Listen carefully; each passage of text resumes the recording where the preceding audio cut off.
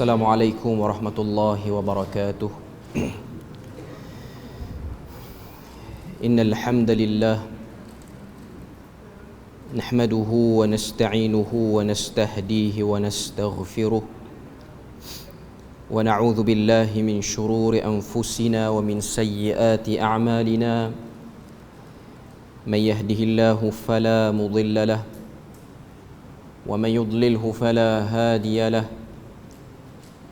Ashhadu an la ilaha illallah wahdahu la syarika lah wa ashhadu anna Muhammadan abduhu wa rasuluh. Ya ayyuhalladzina amanu ittaqullaha wa qulu qawlan sadida yuslih lakum a'malakum wa yaghfir lakum dhunubakum wa man yuti'illaha wa rasulahu faqad faza fawzan 'azima. Alhamdulillahilladzi bini'matihi tatimmu as-salihat. Rabbana atina min ladunka rahmatan wa hayyi' lana min amrina rashada. Allahumma ati nafsi taqwaha wa zakkiha wa anta khairu man zakkaha anta waliyuha wa maulaha. Alhamdulillah, syukur pada Allah Azza wa Jal kerana dengan rahmat dan juga limpah kurnia yang Allah Ta'ala berikan, dapat kita bersama pada malam ni menyambung perbahasan daripada kitab Talbis Iblis, syarahan terpilih daripada kitab Talbis Iblis. Sambungan kita ialah pada bab yang ke-48, muka surat 296, iaitu di bawah tajuk Hukum Berjumpa Bomoh. Jadi kita tengok apa yang dipetik daripada kitab Talbis Iblis untuk bab ni. Qala al-musannifu rahimahullahu ta'ala, wa fi sahihi Muslim عن النبي صلى الله عليه وسلم أنه قال من أتى عرافا فسأله عن شيء لم تقبل له صلاة 40 ليلة. وروى أبو داود من حديث أبي هريرة رضي الله عنه عن النبي صلى الله عليه وسلم أنه قال من أتى كاهنا فصدقه بما يقول فقد برئ مما أنزل على محمد صلى الله عليه وسلم. Hadis ni kalau kita tengok, ianya diriwayatkan oleh Al-Imamu Muslim dalam kitabnya Sahih Muslim, dalam kitab Al-Islam, bab Tahrim Al-Kahanah wa Ityanul Kahin, bab larangan menujum, larangan perdukunan dan juga mendatangi dukun ataupun bomoh. Jadi Al-Imam Ibn Jauzi rahimahullahu ta'ala, dia datangkan hadis daripada riwayat Imam Muslim, iaitu Nabi kata, man ata arrafan, sesiapa yang mendatangi tukang ramal. Arraf ialah orang yang meramal sesuatu, orang yang meramal benda yang sudah berlaku. Benda itu boleh jadi benda yang hilang ataupun benda-benda kejadian yang berlaku kerana sebab apa? Maknanya sakit yang tak dapat dirawat dengan rawatan-rawatan yang umum, maka orang akan datang kepada arraf untuk mengetahui apa sebenarnya yang berlaku. Lalu arraf menggunakan ilmunya untuk berhubung kait dengan jin, yang mana jin itu pun daripada kalangan jin yang mengamalkan sihir. Ini perkara yang kita kena tahu dan kita kena sedar.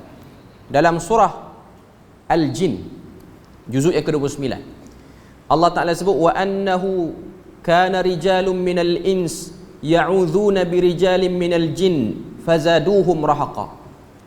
Allah Ta'ala kata, sesungguhnya manusia-manusia meminta perlindungan daripada bangsa jin, maka tidak bertambah pada mereka yang buat benda ni melainkan kejauhan ataupun kesesatan.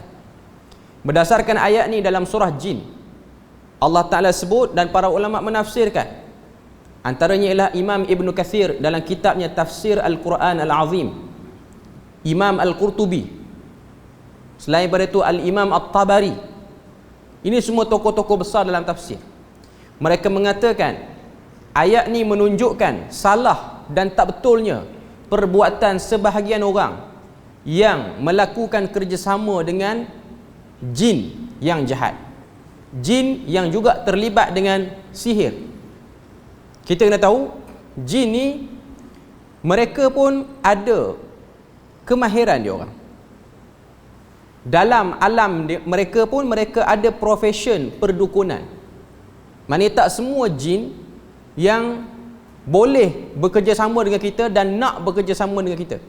Ada jin yang baik yang tak berurusan apa-apa pun dengan kita.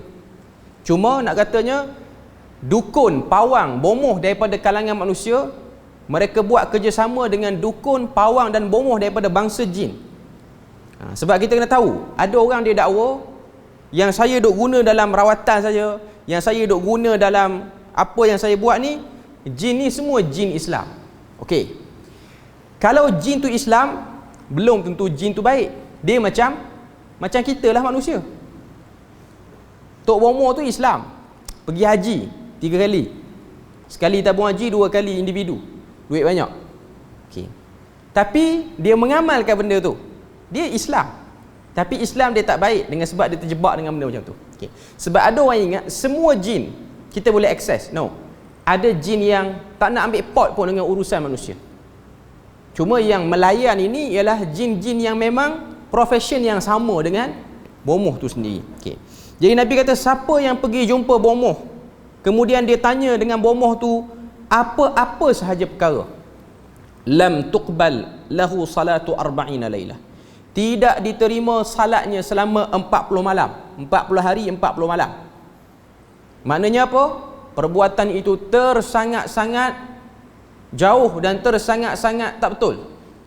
Sebab tu dalam hierarki dosa-dosa besar, susunan dosa-dosa besar ni, yang pertama syirik, yang kedua membunuh orang tanpa sebab yang benar, yang ketiga terlibat dengan sihir. Sebab sihir dia memang ada hubung kait dengan jin, syaitan. Beza dengan ain, pandangan mata. Itu bab lain. Okay. Cuma nak katanya dia termasuk dalam dosa besar. Dosa besar ni ada perbahasan. Imam Az-Zahabi dia tulis kitab Al-Kabair 76 dosa besar yang dia senaraikan. Cuma ada hadis Nabi sebut, Nabi kata ittaqu sab'al mubiqat. Jaga-jaga kamu dengan 7 dosa yang sangat bahaya. Ada 7 yang Nabi senaraikan sebagai dosa besar yang sangat bahaya. Salah satunya ialah terjebak, terjatuh dalam sihir.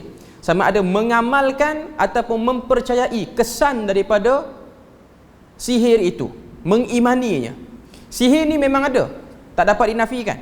Sebab Al-Quran sendiri menceritakan bagaimana berlaku pertembungan antara Musa dengan Firaun. Ketika mana kemuncak pertembungan Musa dengan Firaun, iaitu didatangkan ahli sihir yang hebat di zaman Firaun untuk bertembung ataupun berlawan dengan Nabi Musa. Waktu tu Allah Ta'ala berikan mukjizat pada Musa, tongkat dia. Ketika mana ahli sihir melemparkan tali-tali mereka ataupun tongkat-tongkat mereka, berubahlah tongkat dan tali itu menjadi ular. Dan tongkat Nabi Musa bertukar menjadi ular yang paling besar, menelan semua ular-ular tersebut. Quran sebut saharu a'yunan nas. Ahli sihir itu telah menyihir mata-mata manusia sehingga melihat tali itu bertukar menjadi ular. Okay. Lepas daripada ditelan semua ular-ular tu, tali-tali tongkat-tongkat tu, semua ahli sihir itu mengakui apa yang ada pada Musa itu mukjizat, bukan sihir. Sebab sihir dia ada alahan-alahan. Bukan semua sihir itu mesti berjaya. Dia kena jaga juga pantang larang. Contoh, orang yang mengamalkan setengah ilmu untuk bela diri, ilmu kebal. Ada setengah-setengah mereka yang terbabit dalam ilmu ni, ada pantang larang yang dia kena jaga supaya dia kekal kebal. Ada satu orang saya pernah jumpa, dia kebal lama, tapi dia dah tinggalkan. Dia kata antara pantang larang dia ialah dia tak boleh makan di hadapan khalayak ramai. Dia boleh makan, tapi kena sembunyi. Penat nak jadi kebal. Tak boleh orang tengok kita makan. Sebab kalau tengok, dia jadi tawa. Macam orang pakai susuk lah, tak boleh lalu bawah ampaian kain. Susuk tak jalan. Okey. Itu kata apa, pantang larang. Bila mana satu benda tu dia ada pantang larang, di ilmu yang tak betul lah. Okey. Dalam hadis ni Nabi kata siapa yang percaya dia tidak diterima salat selama 40 hari 40 malam. Para ulama bahas lagi. Kalau satu orang tu dia pergi jumpa bomoh, dia percaya, adakah dia perlu salat? Sebab dia tahu dah salat dia tak diterima 40 hari 40 malam. Dia kena salat juga. Sebab kalau dia tinggal pula salat, dua dosa berhimpun pada dia. Pertama, dosa sengaja meninggalkan salat. Yang kedua, dosa mempercayai bomoh. Cuma Nabi kata salat tak diterima, tapi tetap kena buat. Sebab ada orang bila mana dia dengar yang ni, dia kata elok tu, sebulan lebih tu boleh cuti. Tapi biasa yang jumpa bomoh ni jenis semayang tak semayang sama banyak je kot. Cuma nak katanya ada orang, ada perbahasan di kalangan para ulama. Okay. Kemudian hadis kedua riwayat daripada Abu Daud daripada Abu Hurairah, iaitu kata Nabi, man ata kahinan, siapa yang mendatangi kahin. Kahin dengan makna orang yang meramal. Benda tak jadi lagi tapi dia ramal. Saya mungkin tertukar sama ada arraf tu tukang ramal ataupun kahin tu bomoh. Tapi dia profession yang berbeza pada zaman jahiliah. Dan pada zaman jahiliah ni kalau kita tengok di sekitar Kaabah ni, dia ada premis-premis, dia ada kedai-kedai. Selain daripada jual makanan, antara yang diorang buat ialah perkhidmatan. Dan bentuk perkhidmatan yang ada di tepi-tepi Kaabah tu, di Masjidil Haram tu, ialah perkhidmatan peramal dan perkhidmatan bomoh. Benda tu legal, boleh dibuat, tak ada salah.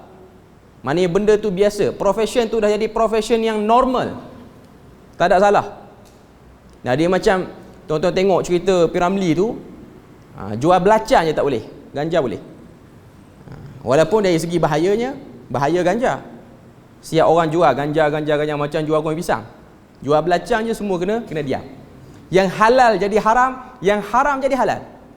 Itu pada zaman jahiliah. Okay. Jadi dua profession ni ialah profession yang besar dan ada nilai di kalangan masyarakat Arab jahiliah. Termasuk juga kita orang Melayu pun, bomoh dukun dulu sebelum agama Islam ni berkembang elok, sebelum orang Melayu ni belajar agama ramai, sebelum pengukuhan akidah, sebelum ada gerakan ni gerakan tu, bomoh dia ada satu tempat yang besar di sisi pemimpin dan pemerintah negeri.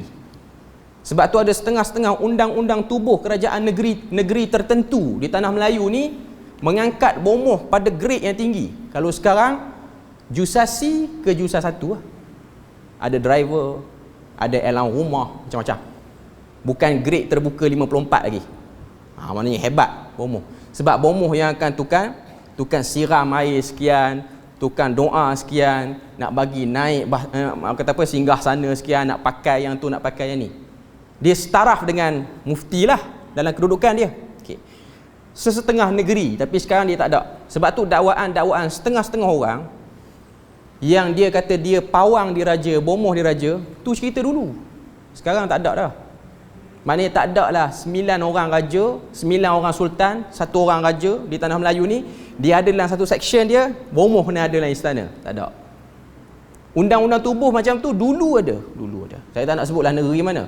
Memang kita baca dalam manuskrip lama dia tu, memang meletakkan bomoh dan dukun sebagai profession yang tinggi. Sebab kalau kita tengok kebiasaan orang-orang dulu, bila mana sakit dia akan pergi pada bomoh dulu. Dia akan pergi pada bomoh. Bila mana sakit tu dah teruk, dah nazak dah tak boleh buat apa dah, baru dia akan panggil imam, Bilal, Siap, semualah orang masjid untuk baca Yasin. Tu pun waktu baca Yasin masih lagi nak buat amalan yang ada unsur perbomohan, cabut sepapan daripada atap. Tuan-tuan tengok, dulu dia dah nazak mungkin sebab dia menyimpan ada saka ke apa, duk keliling baca Yasin tu, cabut satu atap atas, sebab nak bagi apa benda yang menumpang badan dia tu keluar. Sebab jin tu tak kenal pintu rumah yang betul, dia kena ke atas. Lepas tu adalah orang kena siram apa. Waktu benda tu dilakukan dalam proses pembacaan ayat Quran, dia gabung dua-dua dah. Yang khurafat pun ada, yang betul pun ada dalam tu. Okey. Cuma nak katanya jahiliyah dan kita Melayu jahiliyah dulu pun sama juga. Ada benda yang sama. Okey. Jadi selesai, saya rasa tak nak hurai panjang-panjang yang yang syarah dan tahqiq dia tu dah kira clear dah. Okey. Bab yang ke-49. Masuk tandas tanpa kain basahan. Okey, kita tengok apa kata Ibnu Jauzi. Wa min adatihim, di antara adat kebiasaan mereka iaitu orang awam, dukhulul hammam bila mi'zarin wa fihim man idza dakhala bi mi'zar rama bihi ala fakhidhihi fayara jawaniba al yatayhi wa yusallim nafsahu ila mudallik fayara ba'da awratihi wa yamussuha biyadihi li'anna al-awrata ila surrati min as-surrati ila ar-rukbah. Masuk tandas tanpa kain basahan di antara kebiasaan mereka orang-orang awam, sebab ni talbis iblis kepada orang awam. Kebiasaan mereka ialah masuk bilik mandi tanpa memakai kain khusus yang menutup badan. Okey. Bilik mandi yang macam mana ni? Zaman Ibnu Jauzi, dia duduk di Dimashq, dia duduk di Damsyik.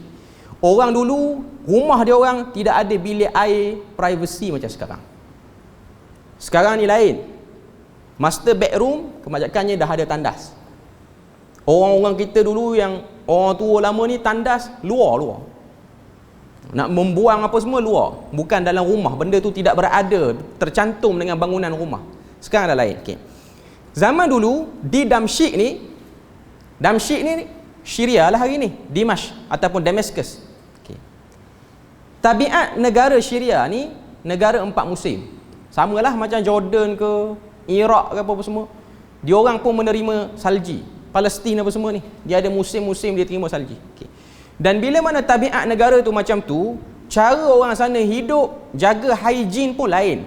Tak macam orang kita. Kita orang Melayu, orang Malaysia, kita punya cuaca kita ni menyebabkan kita kerap mandi. Sehari orang akan mandi lebih pada sekali. Ada orang tengok musim jugalah. Kalau musim hujan, manja, mungkin dia mandi pagi tu lah. Okay. Di negara Arab, khususnya musim hujan, musim sejuk ni, dia orang jarang mandi sehingga makan berhari-hari. Sebab badan pun tak berbau dan suasana yang sangat sejuk. Saya dulu duduk di Jordan, benda tu normal bagi orang-orang. Kita orang Melayu ni, kita biasa mandi. Tapi dah ada orang pesan jangan mandi kerap sangat. Jangan terbawa-bawa sangat kebiasaan mandi banyak kali. Tiap-tiap hari mandi. Walaupun memang ada provide air panas apa semua. Sebab pertama, air di Jordan tak sebersih air di Malaysia, bekalan dia terhad. Yang kedua, side effect dari segi kesihatan, ada sebahagian pelajar-pelajar perubatan yang nasihatkan benda tu. Okay. Normalnya lah 3 hari baru sekali mandi. Musim sejuk, bukan sepanjang tahun buat perangai macam tu. Okay. Musim sejuk je. Musim panas kena mandi banyak kali lah. Okay. Dan bagi orang Arab, Melayu 3 hari sekali. Bagi Arab, seminggu sekali, which is normal benda tu. Benda tu normal. Jadi dia orang yang zaman dulu ni, zaman sebelum zaman sekarang ni, dia orang akan mandi di mana? Hammam, tempat mandi awam. Dia orang tak mandi di rumah. Okay. Waktu mandi di tempat mandi awam tu, dia orang tak pakai pakaian yang menutup aurat secara sempurna. Kain basahan tak ada. Bila mana kain basahan tak ada, memungkinkan tengok aurat yang berbagai-bagai. Jadi itu antara adat yang tidak elok. Sebab melihat aurat, walaupun sama jantina, walaupun had aurat itu ada perbezaan di kalangan para ulama, tapi bisikan syaitan itu berbeza-beza pada atas setiap orang. Masalah yang ada dalam diri satu orang pun berbeza-beza. Zaman sekarang ni lagi hebat, tuan-tuan.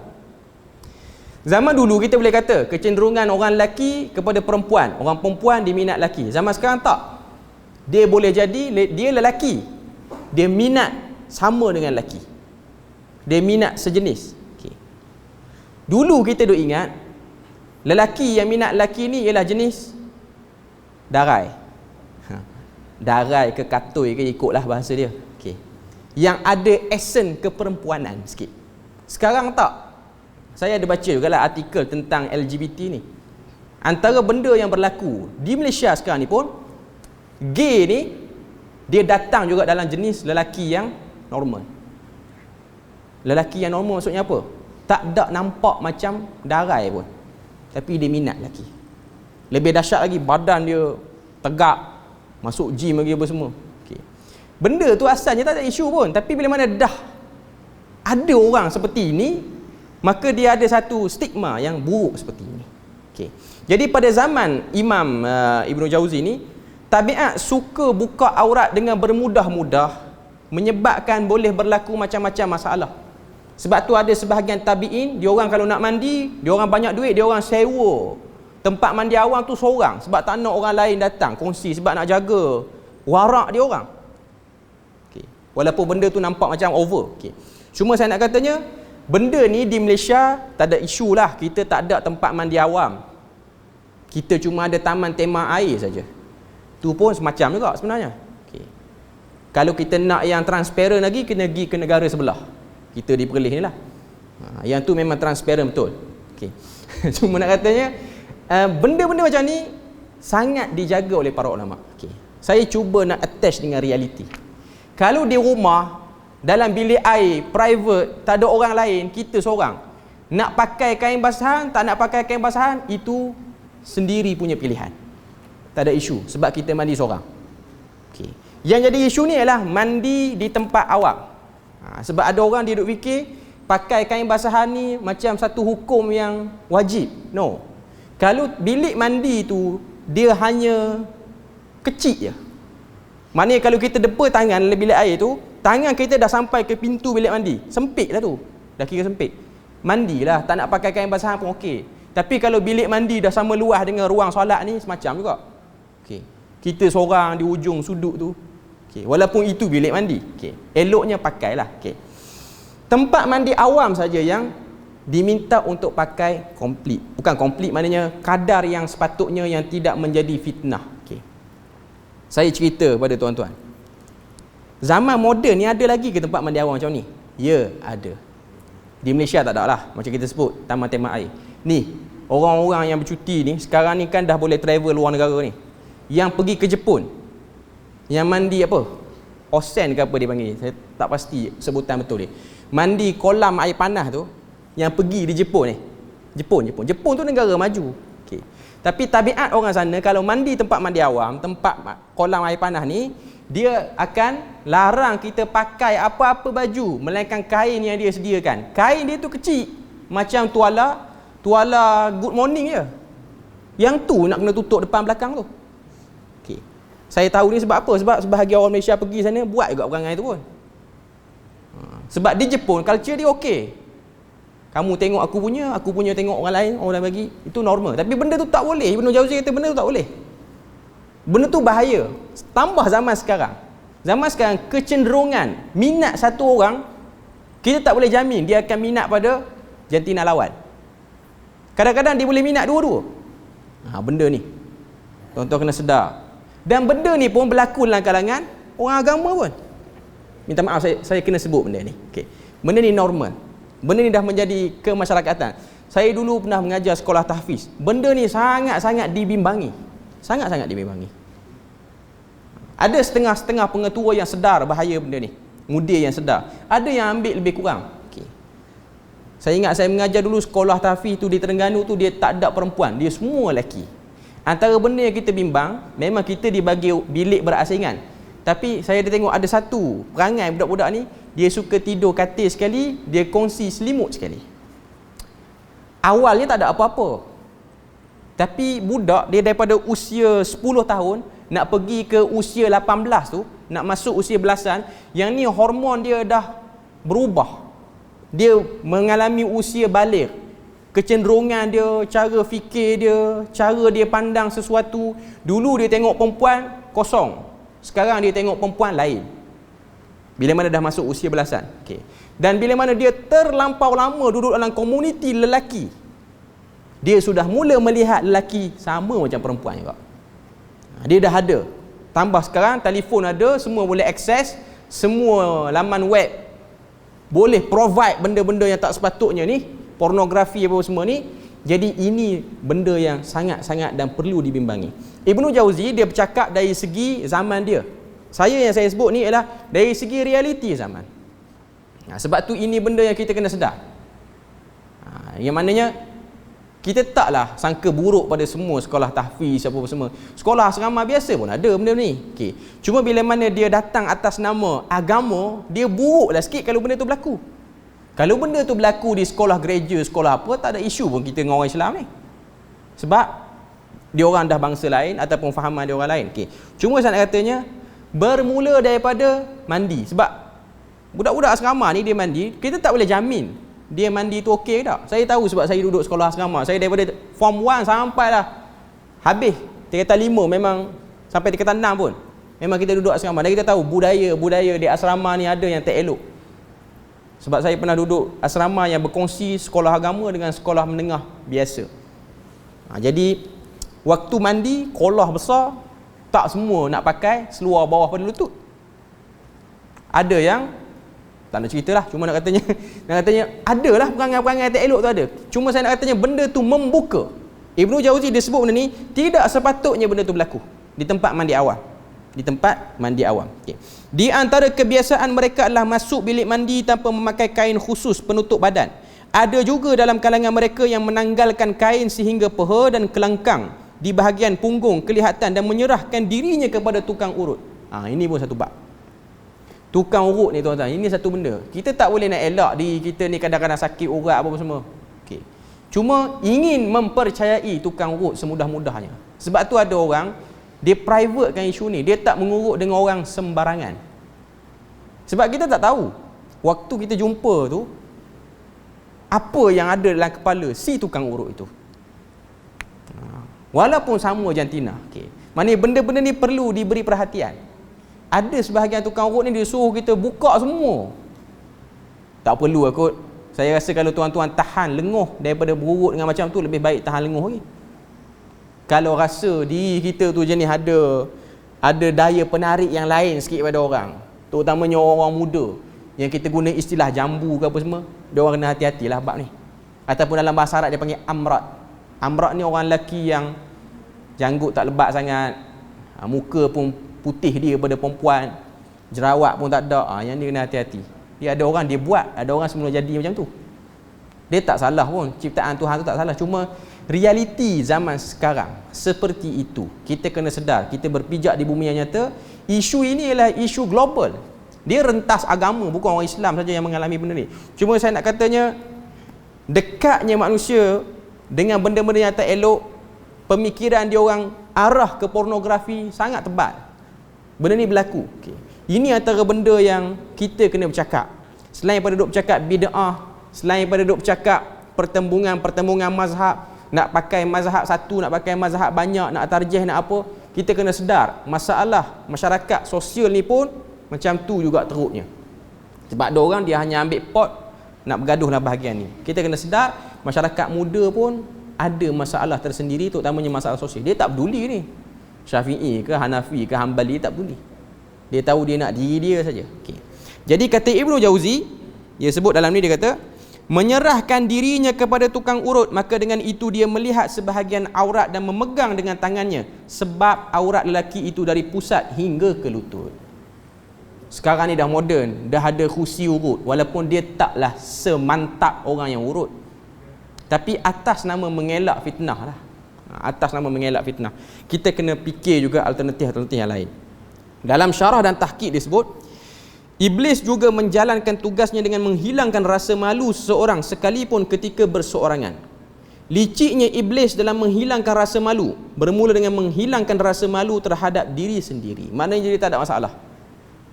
Sebab tu kita tengok ada sebahagian orang, dia pergi mana-mana tempat, dia tak berapa nak pakai baju dah. Kain-kain yang ada kat badan dia pun tak berapa nak banyak sangat. Tuan-tuan pergi kawasan pantai mana-mana. Saya di Terengganu pergi pulau perhentian sekali je dalam hidup dah pergi. Lepas tu saya fikir macam malah aku pergi. Sebab saya pergi tu sebab ada jemputan, ada masjid kuliah situ. Okay. Cuma ialah yang masjid tu masjid, yang turun pada masjid tu semacam sikit. Sebab dia ada lah orang-orang yang pergi masjid, orang-orang, tapi tempat yang berprestij seperti itu, dia provide benda-benda yang ke arah yang tak sepatutnya lah. sangat ramai sebab yang tu bangsa lain. Cuma kita yang Melayu ni yang duk tengok ni semacam lah. Terutama yang muda pun semua. Okey. Maknanya habis macam tu je. Kita punya orang kata apa, kita punya baru sudah solat masjid ni, turun tengok tepi pantai. Syok pemandangan. Orang kata cantik pantai, bukan cantik pantai pun. Cantik orang yang duduk kat pantai tu. Okay. Cuma nak katanya benda tu realiti berlaku. Ni mungkin sekarang ni dah nak start balik musim tengkujuh dah habis. Jadi orang rancak balik ke arah tu. Okay. Dia kata liciknya iblis dalam menghilangkan rasa malu bermula dengan menghilangkan rasa malu terhadap diri. Dengan menghilangkan rasa malu terhadap diri sendiri, sedikit demi sedikit rasa malu terhadap orang lain juga mula dikikis. Okey. Kita tengok pelancong asing yang datang, yang tak berapa nak pakai baju ni, dia orang dah hilang rasa malu sebab kampung dia orang pun macam tu. Dan tak kuatnya kita punya perundangan untuk block dia orang supaya dia orang rasa apa yang dia orang buat tu salah. Dia macam ni tuan-tuan. Kita tak buat benda salah, tiba-tiba kita tengok orang buat benda salah. Dalam situasi ni, siapa yang perlu keluar daripada tempat tu? Yang perlu keluar pada tempat tu ialah orang yang buat salah, bukan orang yang tak buat salah. Contoh kita tengok tepi pantai, orang tak berapa nak pakai baju. Yang kena malu dia, bukan kita. Tapi zaman sekarang dia terbalik. Kita yang pakai baju elok, start kereta lari ke lain. Kalau kita nak larilah. Ada orang dia lari belakang pokok je. Kalau dia nak larilah. Okay. Cuma nak katanya, sepatutnya kita yang tak salah tu ada rasa kekuatan. Tapi tak, dia yang buat salah, dia pula yang berbangga. Itulah realiti zaman sekarang. Itulah realiti zaman sekarang. Iblis sentiasa berusaha keras melaksanakan kelicikannya walaupun ianya nampak remeh dan kecil. Pada pandangan manusia, apalah sangat masuk ke bilik mandi dalam keadaan tidak berpakaian berbanding dengan dosa-dosa yang lain. Namun, pada pandangan iblis, perkara-perkara kecil sebegini akan menjadi besar jikalau berterusan dia melakukannya. Tambah zaman sekarang, orang boleh upload apa saja yang dia nak buat. Orang boleh ambil gambar di mana-mana tempat sebab kamera dah ada di tangan masing-masing. Majoriti orang ada telefon dia ada kamera, memang dia boleh ambil gambar. Okay. Dan benda tu boleh mengundang bermacam-macam perkara-perkara yang mungkin boleh mencelakakan kita. Jadi ini benda yang kita kena sedar dan kita kena tahu. Zaman sekarang kita tak boleh nak jaga semua orang. Kita kena jaga diri sendiri dulu. Cuma kita kena sedar bila mana kita bercakap satu benda macam ni, kita tak boleh paksa orang untuk bersetuju apa yang kita sebut. Cuma kita kena sedar waktu kita bercakap, orang yang tak bersetuju tu mungkin dia akan memberi reaksi, iaitu dia marah ke, dia tak suka ke. Sebab tu tuan-tuan tengok debat semalam, siapa yang join lah. Kita nak panggil debat ke, kita nak panggil muzakarah ke, nak panggil diskusi ke apa antara Ustaz Salman Ali dengan wakil ARG. Ada orang pandangan dia negatif, ada orang pandangan dia positif. Bagi mana-mana yang ikut lah. Maknanya yang tengok diskusi tu. Okay. Cuma saya nak katanya, bila mana berlangsung satu benda yang bersifat sensitif, benda tu masih sensitif. Sebab masyarakat kita ni dia bukan macam setengah-setengah tempat yang lain. Kalau tuan-tuan tengok di setengah-setengah negara, bertojir ni antara agama, bukan orang kata apa, berhujah ustaz dengan ustaz, tapi berhujah antara agama. Dia Muslim, yang tu paderi ke, dia ustaz ke, yang tu paderi. Benda tu berlangsung di tepi-tepi jalan je, setengah negara. Dan intonasi yang dilontarkan lagi kuat daripada apa yang tuan-tuan tengok semalam. Memang betul macam nak bergaduh, tapi dia orang profesional, dia orang gentleman. Dia orang tak simpan dendam, dia habis dekat tu je. Masyarakat Melayu kita, Malaysia, dia tak bersedia lagi nak pergi ke arah tu, berat lagi. Sebab tu nak kena diam, walaupun duduk atas pentas dah, tak cakap apa pun tak apa.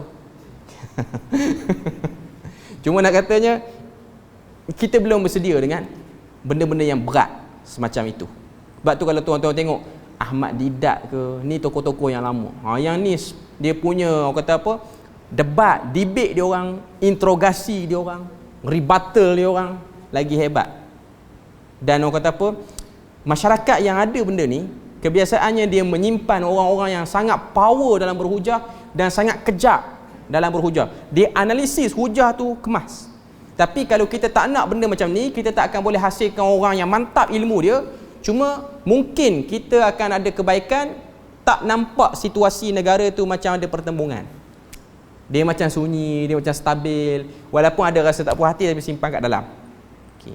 Dia ada pro and con lah. Okay. Cuma saya nak katanya, nak memuaskan hati semua orang ialah benda yang sukar. Benda yang sama telah disebut oleh Al-Imam Asy-Syafi'i.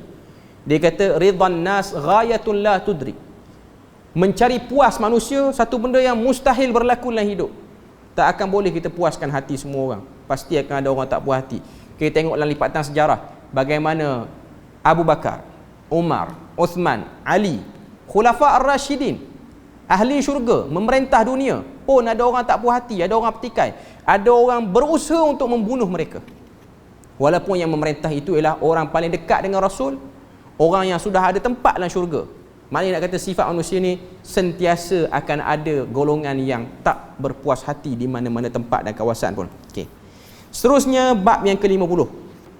Ziarah kubur pada malam nisfu Syaban. Okey, yang ni panjang sikit. Kita baca sikit-sikit, lepas tu kita terang apa yang nak disampaikan. Wa min 'adatihim ziyaratul maqabiri fi lailatin nisfi min Syaban. Di antara adat kebiasaan mereka masyarakat awam, iaitu menziarahi kubur pada malam nisfu Syaban. Tempat kita nisfu Syaban lain cara menyambutnya. Okay. Di Dimashq ataupun di Syam ni, cara dia ialah dia ziarah pada malam hari pada 15 Syaban. Walaupun ada hadis menunjukkan Nabi pernah buat benda ni, tapi hadis tu ada pertikaian dari segi sanadnya. Wa iqadud dar indaha wa akhdhu turabil qabril mu'zami qala ibn Aqil lamma sa'ubatit takalif 'ala al-juhal wadh-dha'am 'adalu an awda'i syar'i ila ta'zimi awda'i wada'uha. Okey, kita tengok terjemahan dia apa. Dia kata, dan sebahagian mereka menyalakan pelita di sana dan mengambil tanah daripada satu kubur yang dipuja-puja. Hadis Nabi dalam Tirmizi, Nabi malam nisfu Syaban ni Nabi ziarah kubur Baqi' tengah malam. Tengah malam ni maknanya pukul berapa? Tengah malam ni pukul 12 ke atas. Itu waktu ziarah kubur yang paling terbaik dan paling ditakuti lah oleh orang kita. Orang tak pergi. Zaman sekarang orang ziarah kubur pukul 12 ni sama ada nak cari hantu ataupun dia jadi hantu gali orang, gali balik kubur tu. Sebab dulu kan ada orang ni pergi kubur, dia tak pergi kubur Melayu, dia pergi kubur Cina. Orang tu itu dulu. Zaman-zaman dulu. Sebab dulu orang Cina kalau dia mati jerat tu, dia tanam sekali dengan barang-barang kemas dia. Original orang barang kemas tu. Sekarang pun Cina dah cerdik, dia pakai yang plastik lah. Jimat kos banyak. Okay. Cuma yang dulu-dulu, saya ingat dulu di Dungun. Dungun ni dia ada beberapa tempat jerat Cina yang lama-lama. Orang-orang di kawasan pesisir pantai ni, dia orang kerja biasa-biasa, duit tak apa nak ada, kerja nelayan ke laut. Jadi dia orang dengar Cina mati, yang berani malam dia gali balik, cabut gigi Cina tu, gigi emas. Gigi tu bukan sebatang dua, yang sepapan terus gigi atas emas. Kaya dia, tak payah jadi nelayan lah. Mungkinlah ada sikit-sikit kena ganggu tu, normal lah kena ganggu. Tapi kalau desperate tak ada duit, buat pi lah. Cuma nak katanya zaman dulu punya cerita. Okay. Sekarang kita tak boleh lah berada di perkuburan di waktu-waktu yang dicurigai. Maknanya benda tu boleh mengundang bermacam-macam. Okay. Di Dimashq dulu, malam nisfu Syaban dia akan ziarah kubur, nyalakan pelita di sana, mengambil tanah daripada satu kubur yang dipuja. Tanah kubur tu ambil untuk dibuat bermacam-macam perkara. Sama ada tanah kubur tu dipercayai ada berkat, disimpan, ditangkalkan, diazimatkan, diletakkan dalam air untuk dijadikan sebagai teknik rawatan. Okay. Ibnu Aqil berkata, disebabkan amalan yang diperintah oleh Islam ini dirasakan sukar untuk dilaksanakan oleh orang-orang jahil dan orang awam, mereka menyimpang daripada hukum syarak ke arah penyembahan kubur dan binaan yang mereka buat sendiri. Maka mereka dapat melakukan hal itu dengan mudah kerana mereka bebas dan tidak berada di bawah urusan dan kawalan orang lain. Okay. Maknanya ambil tanah kubur tu dengan kepercayaan yang berbagai-bagai sebab ada keberkatan. Okay. Di tempat kita di Malaysia ni pun ada. Cuma dia taklah kuat sangat. Membina binaan atas kubur tu ada. Tak dapat dinafikan, ada kubur-kubur yang dibesarkan. Tapi kita taklah seteruk macam Indonesia ke ataupun tempat-tempat lain di India, Pakistan tu tak teruk. Cuma nak katanya ada, kepercayaan tu dah ada. Dan sekarang ni macam ada usaha untuk makin tebalkan kepercayaan tu. Sebab tu Buku terbaru Prof Basri daripada Terengganu, sekarang dah kerja KUIP. Kuburiyah fil Yaman. Kena kutuk punya teruk, padahal buku tu terjemahan, bukan Prof Basri yang tulis. Yang tulis tu ulama lain, ulama yang hidup di Yaman, yang mana dia sendiri tengok pengagungan kubur yang dibuat oleh kumpulan di sana. Terjemah saja. Tapi begitulah, baca tak mau, itu yang jadi sebab cepat dan gopoh dalam membuat ulasan tu. Okey. Cuma saya nak katanya ialah benda macam ni dah mulai ada. Macam tuan-tuan pergi ke Penang, mungkin kita ni kenal kedai makan Kapitan. Nah, Kapitan banyak cawangan di Penang, yang bukan yang dibayar lepas dekat airport tu. Yang Georgetown, Lebuh Chulia tu. Dia ada depan kedai tu macam satu bangunan warna hijau putih, bukan markas warna hijau putih lah. Okey. Situ dia panggil dargah. Dargah ni dalam bahasa Parsi, tapi Urdu pun ada, iaitu kubur-kubur keramat, yang mana kubur tu milik orang-orang saleh tertentu. Yang ada di Penang tu bukan kubur, tanah daripada India. Kubur tu di India dibawa sampai ke situ, lalu dibuat binaan situ. Ada orang jaga. Orang akan tengok macam masjid, tak, dia dargah. Dargah ni tempat-tempat yang mulia lah, tempat-tempat yang hebat. Itu normal. Mungkin orang-orang yang datang peringkat awal dulu dia bawa dengan kepercayaan dia, orang yang datang hijrah apa semua ni. Tapi kalau tuan-tuan tengok sampai ke hari ni, depan, betul-betul depan Kapitan tu, kan jalan tu kan banyak kedai makan Kapitan. Orang yang pernah pergi Penang tahu Kapitan ada halap ada situ. Okey. Depan betul, yang paling dekat ialah dengan Kapitan tu. Yang tu tempat dargah. Bukan kubur, tapi tanah kubur saja. Dipercayai ada kebaikan, ada kelebihan tertentu lah. Okay. Cuma saya tengok yang di Penang tak hebat sangat dia punya khurafat. Pengalaman saya pergi di Ajmer. Ajmer ni beberapa puluh kilometer nak dekat dengan Agra, Taj Mahal.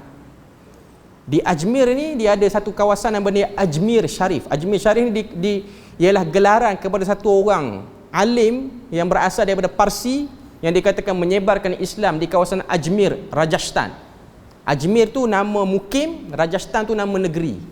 Rajasthan ni antara tempat penghasilan marble yang terbaik di dunia. Marble yang terbaik di dunia. Okay. Tuan-tuan boleh Google tengok. Saya pun macam menyesal pergi sebab benda tu ada dalam package. Kita duk ingat kubur biasa-biasa, kubur yang luar biasa. Besar. Dalam dia dah macam Masjidil Haram. Kita luas, kawasan yang tak perlu pakai kasut ni luas.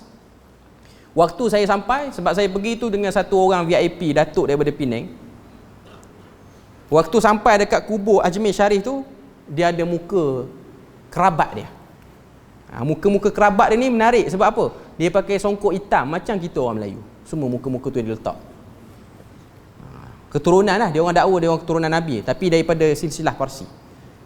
Dia orang translate dalam bahasa Inggeris untuk bagi kita faham. Dia kata kubur ni berkat, boleh minta apa-apa hajat, dan kebanyakan orang yang berhajat di sini akan makbul hajatnya.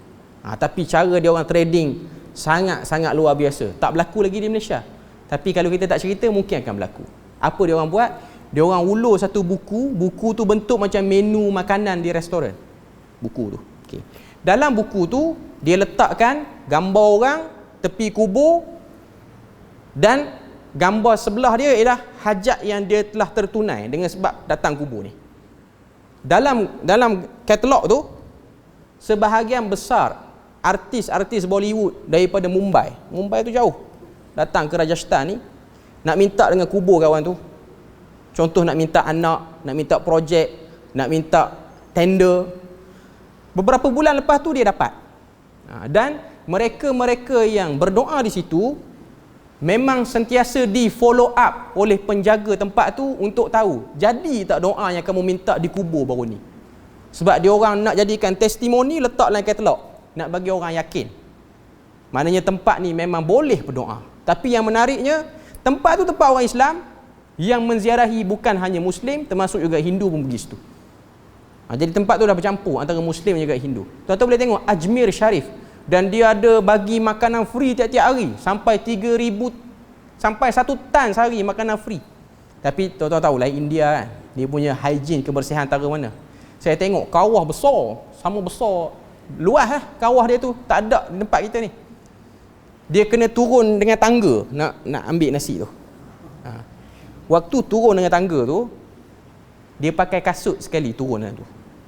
Pijak lah atas nasi tu. Kasut tu bukan kasut yang dalam kawasan tu, kasut memang dia pakai pada rumah dia pun. Pijak dia tarik dengan baldi, buat naik 1, 2, 3, makan free. Geng-geng yang miskin homeless tepi jalan duk ambil. Sebab makanan free, dia orang tak kira lah hygiene tak hygiene, dengan kuah lauk apa semua. Kita tengok tu memang meloyakan lah, kita tak mampu nak makan. Cuma saya nak katanya trading dia tu hebat. Dan nak pergi berdoa tu bukan macam datang masjid. Tuan-tuan kena bayar dengan bayaran yang berbeza-beza. Sebab kita kena buat satu gift, kata apa, hadiah kepada kubur tu.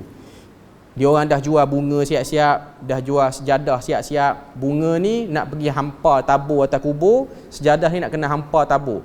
Bermula daripada semurah-murah package RM200, saya tak ingat berapa rupi dia, sampailah package yang paling mahal boleh pergi sampai RM5,000, berapa ribu rupiah tak tahu. Tapi nak katanya dia akan cuba convince kita untuk kita ambil. Jadi saya duduk kat luar lah. Datuk tu dia bayar dan dia ambil. Datuk tu orang Melayu kita lah. Okay. Dia nak pergi berdoa juga. Saya tak tahulah, kita dah bagi tahu benda yang tak betul, tapi dia nak buat juga, suka hati dia. Okay. Cuma nak kata dia masuk sampai ke dalam, kena pakai, kena junjung lagi dia punya. Dan saya tengok setiap kali saya duduk dekat kaunter tu, saya akan nampak bunga akan masuk balik ke kedai yang jual bunga tu. Maknanya dia orang tak tabur pun. Kita bayar, bunga tu sampai depan kubur, dia konon-konon macam tabur. Last sekali bunga tu tak habis, dia masuk balik, packaging balik dalam plastik. Bunga yang kita beli tu akan dibeli balik oleh orang lain. Kita dah bayar lah. Macam tu dia tipu kita. Okay. Cuma nak kata, kalau benda ni tidak dibendung, tak mustahil benda yang macam tu boleh sampai tempat kita. Sebab diorang berbangga dengan testimoni. Allah Ta'ala sebut dalam Al-Quran, dalam surah Fussilat, menjadi berhasilnya satu benda bukan dalil benarnya benda tu. Tak. Sihir ke apa saja benda ni, berdoa pada berhala, tertunailah hajat kita dengan sebab kita berdoa, itu bukan petanda benda tu betul. Bukan. Kita kalau kita berdoa dengan cara betul, lambat makbul, itu lebih baik berbanding kita tertipu dengan benda-benda yang macam ni. Okay. Kita tengok lagi apa yang disebut. Dia kata maka mereka dapat melakukan hal itu dengan mudah kerana mereka bebas dan tidak berada di bawah urusan dan kawalan orang lain. Menurut pendapatku, dengan cara itu mereka sudah menjadi orang-orang kafir. Ibnu Aqil ni dia agak tegas sikit. Dia kata apa yang orang awam duk buat tu, dengan ambil tanah kubur apa semua tu, itu semua termasuk daripada perbuatan orang-orang kafir. Kafir perbuatan, bukan kafir i'tiqad. Ada beza. Sebab mentakfirkan orang ni ada takfir aini, dia juga takfir umumi. Takfir orang perseorangan, by incas person tu kafir. Yang kedua ialah perbuatannya kafir, tapi kita melihat keuzuran-keuzuran yang lain. Kadang-kadang dia buat dengan sebab dia jahil. Contoh yang paling jelas adalah memuja-muja kubur dan memuliakannya, yang jelas ditegah oleh syarak, menyalakan pelita, mengucup kubur dan menyapu minyak wangi di atasnya. Yang ni memang normal. Sebab tu tuan-tuan tengok jemaah daripada benua India, kalau dia datang buat umrah, dia punya kucup tu lain macam sikit Kaabah. Kan? Orang yang pergi buat umrah dia tahu. Tengok dekat makam Ibrahim, dia kucup. Tak ada arahan pun suruh kucup makam Ibrahim. Yang ada hanyalah salat di belakang makam Ibrahim. Saya pernah tengok dengan mata kepala sendiri, dia akan ambil dia punya serban dia sapu semua makam Ibrahim tu. Lepas tu datang seorang menangis dengan hingusnya, dengan air matanya semua melekat. Datang seorang ambil kain, sapu balik. Dia bukan ambil berkat makam Ibrahim, dia ambil berkat hingus kawan tu. Okay. Letih pekerja nak kena sapu balik apa semua, which is normal lah benda tu berlaku. Ada yang gunting kiswah, itu tabiat. Memang orang kata apa, dia punya culture di negara dia macam tu. Okay. Jadi perbuatan itu tak betul. Menyeru orang-orang yang telah mati bagi mohon hajat dan menulis di atas kertas dengan menyatakan sekian-sekian hajat. Kita beri laluan azan dulu. Okey. Untuk bab yang ke-50 ni, banyak Imam Ibnu Jauzi senaraikan berkenaan dengan khurafat yang berlaku dalam masyarakat beliau. Puja kubur, bermacam-macam lah. Okay. Mewujudkan hari, dalam ni disebutlah, meletakkan tangan di salah satu binaan dalam Masjid Al-Ma'muniyah, masjid yang dibina pada zaman Khalifah Ma'mun di Syam tu, dia ada kelebihan tertentu sekian-sekian lah. Okay. Cuma saya nak katanya, benda-benda macam ni memang akan berlaku pada semua tempat, semua bangsa, di mana-mana saja. Okay. Antara khurafat yang berlaku dalam masyarakat kita ni, yang mungkin ada miripnya dengan apa yang disebut oleh Ibn Jauzi ni, ialah kalau orang pergi naik Bukit Bendera. Saya bukan nak kata Penang ni teruk, asal contoh je banyak Penang kena. Naik Bukit Bendera tu tengok ada orang gantung padlock kedai ayam tu, kan, mangga lah. Okay. Khususnya bagi orang yang bercinta lah, orang yang berkahwin ke apa semua, untuk melambangkan sebagai kekalnya cinta dia orang tu, kasih sayang dia orang tu, dia orang gantung situ. Itu termasuk daripada benda yang tak sepatutnya dilakukan oleh Muslim. Jangan ikut orang. Memang yang naik duk buat tu bangsa lain. Tapi saya tengok yang Melayu, yang Islam, yang bertudung pun buat benda-benda yang seperti itu, dan benda tu termasuk daripada benda yang tak betul, benda yang khurafat, benda yang tidak ada sandaran daripada nas. Jadi kita kena tinggalkan benda-benda seperti itu. Naik ziarah umum, melawat saja tak ada masalah. Okay. Jangan ikut orang, sebab ada orang dia pergi, dia ikut. Pergi ziarah kubur mana-mana, orang gantung ikat benang, kita pun ikat benang sekali. Orang suruh tulis atas kertas, kita pun tulis, letak. Pergi naik kota Formosa di Melaka, tengok ada satu lubang, dalam lubang tu orang duk lempar duit, kita pun ikut orang lempar duit. Perbuatan tu jangan dibuat. Kita sebagai Muslim jangan duk buat benda-benda macam tu. Sama juga pergi ke Langkawi, mandi dasik dayang bunting, nak suruh bunting betul, buat juga. Okay. Ini semua benda-benda yang tak sepatutnya berlaku. Kalau menjadi pun, ia bukan petanda kepada kebenaran. Yang tu yang saya nak cuba tekan kat sini. Sebarang benda-benda yang kata apa, yang tak sepatutnya kita terlibat dalam bab tu, benda tu boleh mencederakan akidah, kita kena berwaspada. Dan satu saya nak sebut sebagai pengakhiran, Ibnu Jauzi rahimahullah menyebut benda ni dengan keras, dengan tajam. Tak betulnya, perbuatan tu sudah pergi hampir kepada kekafiran. Ibnu Jauzi ialah seorang yang bermazhab akidah dengan mazhab Al-Asy'ariyah. Dia. Sebab hari ni ada orang yang mendakwa membawa panji Asy'ariyah, membenarkan amalan-amalan ni. Ni Ibnu Jauzi yang duk bercakap ni, dia Asy'ariyah tapi dia menentang benda-benda macam ni. Asy'ariyah berlepas diri daripada puja kubur, berlepas diri daripada semua benda amalan-amalan ni. Sebab tu yang duk laung kita ni Asy'ariyah Maturidiyah. Asy'ariyah Maturidiyah tidak ada bab sembah kubur. Tidak ada bab ambil berkat pada tanah. Asy'ariyah tak terlibat dengan benda tu. Mereka cuma ada isu pada takwil saja. Mereka tak buat amalan-amalan khurafat seperti ini. Okay. Cuma sebahagian orang dia tunggang juga nama Asy'ariyah tu untuk membolehkan amalan-amalan yang tidak pernah Asy'ariyah berassociate padanya. Tidak pernah Asy'ariyah tu orang kata apa, membahas benda tu dan membenarkan benda tu. Okay. Jadi selesai kita pada malam ni. InsyaAllah kita akan sambung bab seterusnya selepas pada ni. Pada kali yang akan datang, hukum aurat sesama wanita, bab yang ke-51. Jadi setakat tu saja kita punya perbahasan. Moga Allah Ta'ala beri rahmat dan berkat. Subhanakallahumma wa bihamdik, asyhadu an la ilaha illa anta wa astaghfiruka wa atubu ilaik. Wassalamualaikum warahmatullahi wabarakatuh.